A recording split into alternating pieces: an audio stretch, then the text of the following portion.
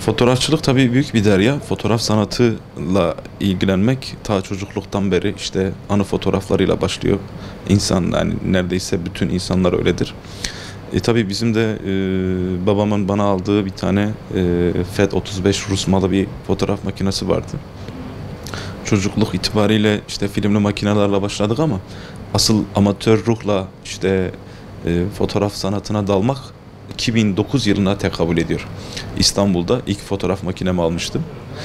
Ve böyle süre gelerek yıllardır kendimi geliştirerek Urfa'daki fotoğraf aşkıyla ki Urfa'da bir fotoğraf deryasıdır. Bütün fotoğrafçılar için öyledir. Ciddi manada çok materyal içerir. Kültürel yapısı olsun, tarihi olsun, Göbekli Tepesi olsun. Büyük manada çok büyük bir zenginlik bizim için. Bunu değerlendirerek yıllardır işte ilmek ilmek bu fotoğraf sanatını dokumaya çalışıyorum. Fotoğraf hayatı yakalamaktır. Fotoğraf aynı anda hayatı dondurmaktır. Bu sihirli bir şeydir. Yani yıllar öncesinden bir fotoğraf karesini önünüze getirdiğiniz zaman o ana direkt sizi ışınlayan tek duygu biçimidir. Yani hayatı ölümsüzleştirmek adında büyük bir kavramdır aslında fotoğraf. Fotoğraf tabii çeşitli kulvarları vardır. Bunun işte sanatsal yönü vardır. Bir de işte tanıtım olsun, reklam olsun. Onun için kullanılan şeyler vardır. Ama sanat ve belgesel anlamda fotoğraf çok ince ruh ister. Karşıdaki insana empati kurmak, ondan sonra onun hayatına saygı göstermek, izinsiz bir şekilde çekmemek, bu tür kavramlara dikkat etmek çok önemli kriterler aslında. Bir insanın hayatını önce bilmemiz lazım ki onun hayat zorluklarını veya güzelliklerini anlatabilelim. Fotoğraf sanatı budur aslında. Yani hemen hemen aynı şeyler aslında. Fotoğraf sanatı ciddi manada büyük bir emek ister. Gözlem ister.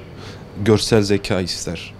Ama çok mesela bazı Urfa'da çeşitli yerlerde kurslarımız oldu. Öğrencilerimiz oldu.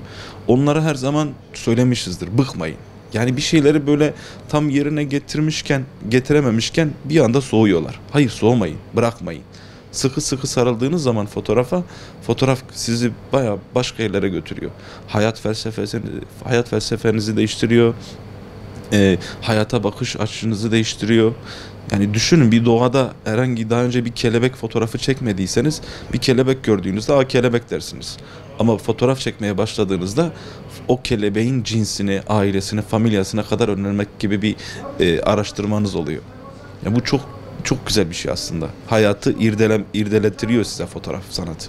Yani şahsım adına söyleyeyim, Urfa'da fotoğraf sanatı gerçekten son yıllarda geliştirmeye çalıştığımız, emek verdiğimiz, Şanlıurfa Büyükşehir Belediyesi'nin de bize katkıları olmakta. Olmasını da daha fazla temenni ediyoruz ki öyle bir girişimleri var. Fotoğraf sanatına ilgi, alaka daha fazla olmasını istiyorum. Neden diyeceksiniz? Çünkü gelişmekte olan bir toplumuz. Gelişmekte olan bir toplum önce kendini tanıması lazım. Kendini tanımak da önce kendini çekmekle başlar. Kendine bakmakla başlar. Bu yüzden kendimize bakmamız lazım. Fotoğraf çekmemiz lazım. Çok çekmemiz lazım ki tanıyabilelim kendimizi. Fotoğraf alanında aldığım ödüller benim için hayatımın bir mihenk taşı olarak adlandırdığım 2019 yılında Cumhuriyet Gazetesi'nin düzenlediği Türkiye'nin de aynı zamanda Nobel ödülü olarak adlandırılan Yunus Nadi ödülüydü. Bu ödülü almam benim için çok büyük bir gururdu. aslında tek övünebileceğim ödülüm şu an için bu. Diğer ulusal ve uluslararası bir sürü başarım oldu, ödüllerim oldu, sergileme ödüllerim oldu. Bunun yanı sıra Uluslararası Bursa Fotoğraf Festivali'nde yıllardır üst üste kişisel sergiler açıyorum. Urfa'nın tarihini, kültürünü bir şekilde tanıtmaya çalışıyorum. Benim için şehrimi, kültürümü, insanlarımı tanıtmak en büyük ödül. Şanlıurfa'da hobi olarak fotoğrafçılık yapıyorum. Neden fotoğrafçılık? Fotoğrafçılık ruhumu dinlendiriyor. Çocukluktan beri yapıyorum. Severek yapıyorum. Yani derdimi, tasamı unutturuyor. Her şeyimi unutturuyor. Mesela fotoğraf çekerken ben çok huzur biliyorum ve ortam nasıl söyleyeyim? Yani o an her şeyi unutuyorum. Ne yaşanmışsa. Ondan severek yaptığım hobi olarak yaptığım bir fotoğraf diyebilirim. Ben çocukken Ankara'ya gittim. Babam bana küçücük bir telefon almıştı. Dokunmatik daha ilk çıkmıştı. O anda ben Tuz Gölü'ne gittim. Tuz Gölü'nde bir fotoğraf çektim. Öyle büyüdü, öyle gelişti. Zaten ben Urfa'ya geldiğimde de Urfa diye Kanal Urfa diyorum. Göbekli neydi? Kubey Göksanlı Urfa diye bir sayfa açtım. Onu bir süre yönettim. Tabii kendi fotoğraflarımla yine başka fotoğrafçılardan almıyordum.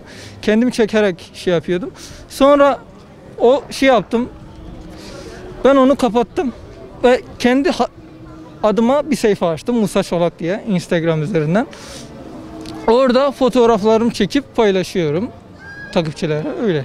Vallahi ilk başta fotoğrafçılık şeyi tatmaları lazım. Çok güzel bir şey. Ben şahsen çekerken huzur buluyorum. Fotoğrafçılığa lise bittiği zaman başlamıştım ben. Lise bittikten sonra bayağı bir merakım tutuldu. O anı ölümsüzleştirmenin adına fotoğrafçılığa başladım. O anları yaşarken o anı içinde, yani fotoğrafçılıkla o anı içinde sürekli kendimi bulmaktan dolayı fotoğrafçılığa başlamışım ben. Öyle yani. Fotoğrafçılığı tabii ki herkese öneririm. Ben kendim eğitimle uğraşıyorum. Öğrenciyim kendim bu açıdan. Fotoğrafçılığı aktivite olarak kullanıyorum. Çünkü yani lisedeyken biz nasıl söyleyelim, sürekli gezi yaptık. İstanbul, Mardin, Diyarbakır gibi okulların eğitiminden dolayı bize gezi falan yapıldı ve bundan dolayı da gittiğimden o anları gördüm, o güzel anları falan yaşadığımdan dolayı o anı ölümsüzleştirmeyeyim dedim. Yani fotoğrafçılıkla ister istemez içinde yaşıyorsunuz. Yani herkese tavsiye ederim. Güzelmiş yani. Urfa'nın en çok Balıklı Göl falan çevresini çekerim. Tarihi bölgeleri de Şile tarafı olsun, Haran Kapı caddeler falan var. Tarihi sokak yerleri var, oraları genellikle çekerim. Yani güzel oluyor, insan doğa içerisinde birlikte yaşıyorsunuz. Yani bu gibi yerler de genellikle önemli. Tarihin kokusu geliyor, sen tarihi ister istemez yaşıyorsunuz. Sosyal medyada Şanlıurfa'mızın fotoğraflarını paylaşıyoruz. Şanlıurfa'mızı dünyaya tanıtmak için uğraşıyoruz. Fotoğrafçılığa küçük yaşlarda merakla başladım. Bir fotoğraf makinem vardı, çok küçük. Sosyal medyada Şanlıurfa'mızın fotoğraflarını, Balıklı Gölümüzü, Göbekli Tepe'mizi çekip paylaşmaya başladım. Bu heves gittikçe bayağı merak uyandırdı. Ondan sonra profesyonel bir fotoğraf makineye geçiş yaptım. Urfa'da en güzel fotoğraflar bana göre Balıklı Göl'de çekilir.